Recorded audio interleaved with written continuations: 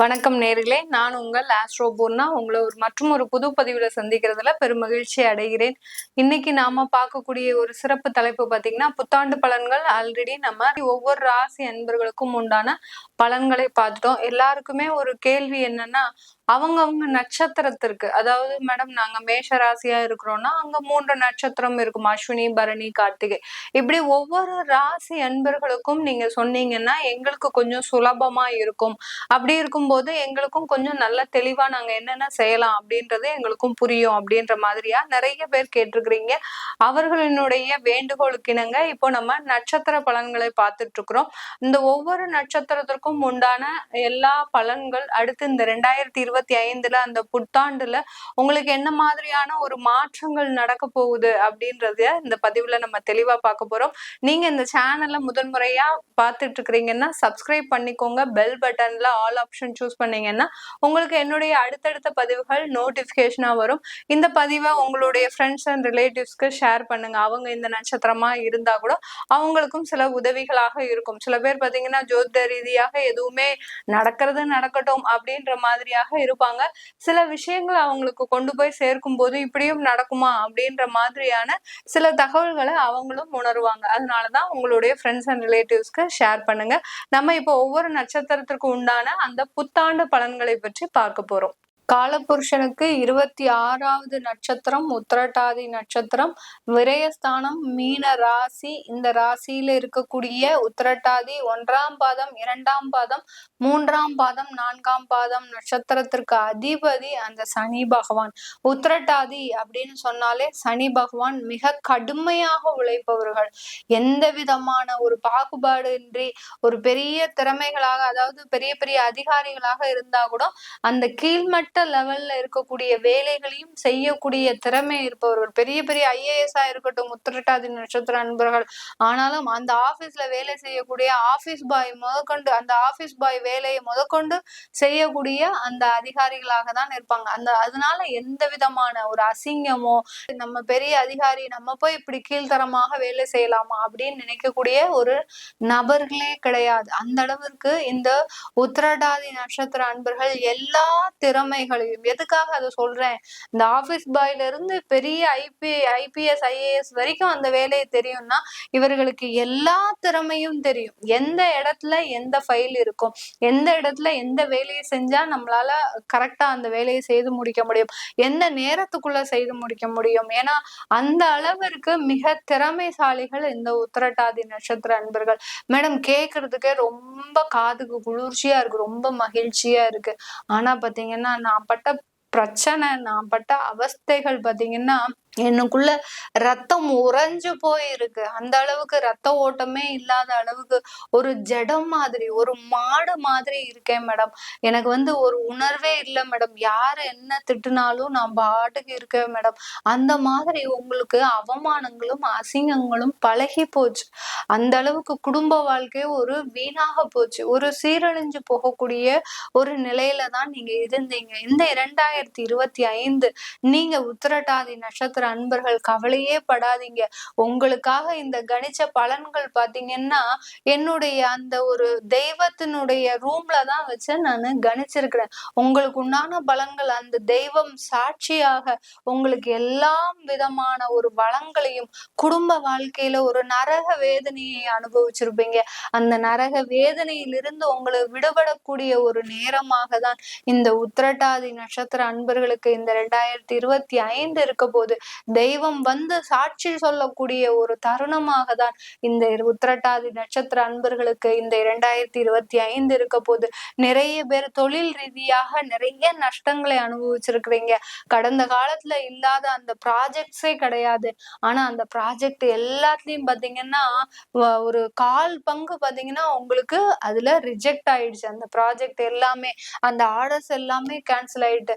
இது எல்லாமே என்னுடைய குத்தமா மேடம், இல்ல தெய்வத்தினுடைய உத்தமா, நான் யாருக்குமே துரோகம் பண்ணல. நீங்க யாருக்குமே துரோகம் பண்ணலங்க.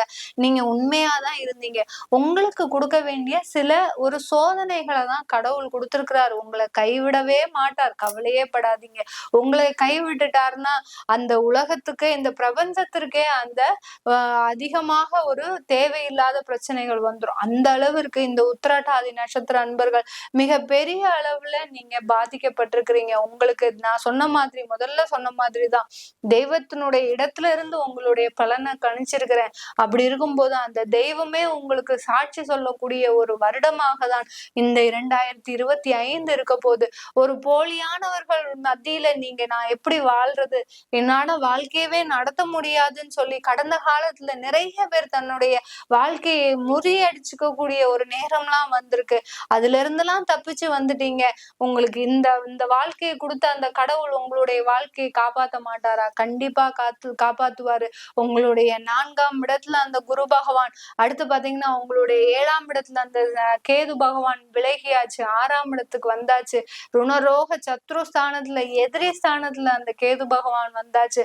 அதனால எல்லாத்தையுமே எதிர்க்கக்கூடிய ஒரு தன்மை உங்களுக்கு வந்து விட்டது. இந்த 2025 யாரெல்லாம் உங்களுக்கு எதிரியாக இருந்தாங்களோ பாத்தீங்கன்னா, ஒரு சின்ன ஒரு ஆபீஸ் பாய் முதற்கொண்டு உங்களுக்கு உங்களுடைய வேலையை செய்ய விடாம எந்த அளவுக்கு தொந்தரவு கொடுக்கணுமோ அந்த அளவுக்கு இந்த உத்திரட்டாதி நட்சத்திர அன்பர்களுக்கு அந்த தொந்தரவு கொடுத்திருப்பாங்க. அந்த அளவுக்கு எதிரிகளினுடைய தொந்தரவுனால மிக பெரிய அளவுல ஆபத்தை சந்திச்ச இந்த உத்திரட்டாதி நட்சத்திர அன்பர்களுக்கு இந்த 2025 மிக அரிதான ஒரு பலன்களை இது வரைக்கும் நீங்க நினைச்சு கூட பார்த்திருக்க மாட்டாங்கங்க. நீங்க ஒரு சின்ன ஒரு எடுத்துக்காட்டு சொல்றேன். நீங்க உங்களுடைய ஜாயிண்ட் ஃபேமிலியா இருந்தவங்க தனி குடுத்தனம் போக மாட்டாமா அப்படின்ற ஒரு எதிர்பார்ப்பு உங்களுடைய அடி மனசுல இருக்கு. ஆனாலும் ஒரு குடும்பத்திற்காக, உங்களுடைய குழந்தைகளுக்காக, உங்களுடைய பெற்றோர்களின் நலனுக்காக சரி சேர்ந்தே இருப்போம் அப்படின்னு நீங்க ஒரு பலகாலமா கழிச்சிட்டு இருக்கிறீங்க. ஆனால் இந்த 2025 உங்களுக்கு நிஜமாக கூடிய ஒரு தருணம். நீங்க தனியாக உங்களுடைய வாழ்க்கையை பார்க்கக்கூடிய ஒரு தருணம். ஜாயிண்ட் ஃபேமிலியா இருந்தாதான் மட்டுமா அந்த பெற்றோர்களை பார்க்க முடியுமா? அதெல்லாம் கிடையவே கிடையாது. எங்க இருந்தாலும் பெற்றோர்களை பார்த்து கொள்ளக்கூடிய அந்த பொறுப்பு பாத்தீங்கன்னா இந்த உத்திரட்டாதி நட்சத்திர அன்பர்களுக்கு மட்டும்தான் இருக்கும். எங்க இருந்தாலும் அதுல அவர்களை தேடி வருபவர்கள் இந்த உத்திரட்டாதி நட்சத்திர அன்பர்கள். அதனால அந்த தனியாக உங்களுடைய வாழ்க்கையை பார்த்து கொள்ளக்கூடிய ஒரு தருணம் உங்களுக்கு வந்தாச்சு. உங்களுக்கு உண்டான வளர்ச்சியை நோக்கி பயணிக்கக்கூடிய ஒரு தருணமும் இந்த உத்திரட்டாதி நட்சத்திர அன்பர்களுக்கு வந்தாச்சு. நீங்க கவலையே படாதீங்க. உங்களுடைய வாழ்க்கையில, உங்களுடைய வேலையில எந்த விதமான ஒரு இரக்கமுமே இருக்காது. இனிமே எல்லாமே ஏற்றமான ஒரு தருணமாக தான் இருக்க போகுது. இந்த காலகட்டத்துல நீங்க செய்யக்கூடிய ஒரே ஒரு வேலை பாத்தீங்கன்னா தெய்வ வழிபாடுதாங்க. தெய்வ வழிபாடு. உங்களுடைய குலதெய்வத்தை எப்போதுமே நினைச்சு வச்சுக்கோங்க. இப்ப புதுசா வேலை கிடைக்குதா, இல்ல வேலை கிடைக்காம இருக்கா, நீங்க என்ன பண்ணணும்? ஒரு பிரார்த்தனையை வச்சுக்கோங்க. என்னுடைய குலதெய்வத்துக்கு நான் இந்த மாதிரியான ஒரு வேண்டுதல் வச்சுக்கிறேன் அப்படின்ற மாதிரியான ஒரு பிரார்த்தனையை வச்சுக்கோங்க. வச்சுக்கிட்டீங்கன்னா அந்த குலதெய்வம் உங்களுக்கு சாட்சியாக வந்து உங்களுடைய வாழ்க்கையை வழி நடத்தி சொல்லும். அதுதான் சொல்லிட்டேன், முதல்லயே சொல்லிட்டேன். உங்களுக்கு இந்த பலன் ஆரம்பிக்கும் போதே சொல்லிட்டேன். தெய்வம் சாட்சியாக, தெய்வத்தினுடைய துணையோடு நடந்து செல்லக்கூடிய ஒரு வருடம் தான் இந்த 2025. உத்திரட்டாதி நட்சத்திர அன்பர்கள், வெளிநாட்டுல இருக்கக்கூடிய அன்பர்கள் நிறைய பேர் உங்களுடைய பலனுக்காக காத்துட்டு இருக்கிறீங்க. உங்களுடைய தொழில்ல நிறைய ஒரு மாற்றங்களை செய்யணும்னு காத்துட்டு இருக்கிறீங்க. அந்த மாற்றங்களை எல்லாத்தையும் தாராளமாக செய்யுங்க. ஒரு படி ஏறுங்க, நிறைய படி ஏறிட வேண்டாம். ஏன்னா உங்களுடைய ஜென்மத்திலேயே அந்த சனி இருக்கிறதுனால ஒரு படி ஏறுங்க, நிதானமாக ஏறுங்க. எப்படி உங்களுடைய நட்சத்திரத்திற்கு அதிபதி அந்த சனி பகவான் எப்படி உங்களுடைய அவருடைய காரகத்துவமே பாத்தீங்கன்னா குளிர்ந்த கிரகம், நிதானமாக செல்லக்கூடிய கிரகம். அதே மாதிரி உங்களுடைய கேரக்டரை மாத்திக்கோங்க. வெளிநாட்டுல இருக்கிறவங்க ஒரு படி வளர்ச்சியை பாருங்க, ஒரு படி வளர்ச்சியை டார்கெட்டா வைங்க. கண்டிப்பாக உங்களுக்கு 2 படிகள் வளர்ச்சி காத்துட்டு இருக்குது. இந்த 2025 வேலை செய்யக்கூடிய நபர்கள் அந்த இடத்துல வெளிநாட்டுல பாத்தீங்கன்னா நிறைய பதவி புகழ் எல்லாமே காத்துட்டு இருக்குது.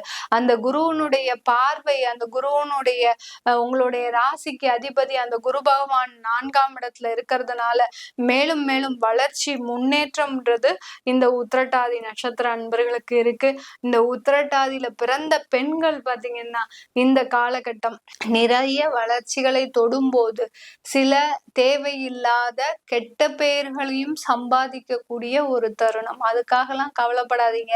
பெரிய பெரிய செலிபிரிட்டிஸ் இருக்கிறாங்கன்னா அவங்களுடைய பெயர்கள் பாத்தீங்கன்னா வெளியில கெட்ட பெயர்களாக தான் இருக்கும். அவன் அப்படி போனா, இவங்க இப்படி போனா, அவங்க இப்படி வந்தாங்க, அந்த மாதிரியாக ஒருவர் வளர்ச்சி அடையும் போது அங்க பாத்தீங்கன்னா அவர்களுக்கு அவப்பெயர்களும் அவமானங்களும் அதிகமாக வரும். அதற்கெல்லாம் கவலைப்படாதீங்க உத்திரட்டாதி பெண்களே.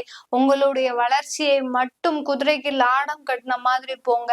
யார் என்ன பேசினாலும் இந்த காதுல வாங்கிட்டு அந்த காதுல பண்ணுனீங்கன்னா உங்களுடைய வளர்ச்சி தீர்மானிக்கப்பட்ட வளர்ச்சி. இந்த 2025 டிசம்பருக்குள்ள உங்களுக்குன்னு ஒரு வருமானம் பாக்குறது உறுதி செய்யப்பட்டது. இது 100% உண்மை.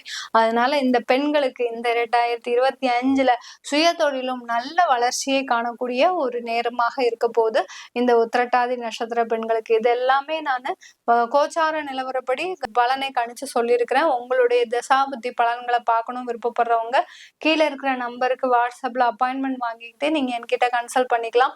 உங்களிடமிருந்து விடைபெறுவது உங்கள் ஆஸ்ட்ரோ பூர்ணா. எல்லோருக்கும் இனிய புத்தாண்டு நல்வாழ்த்துக்கள். நன்றி, வணக்கம்.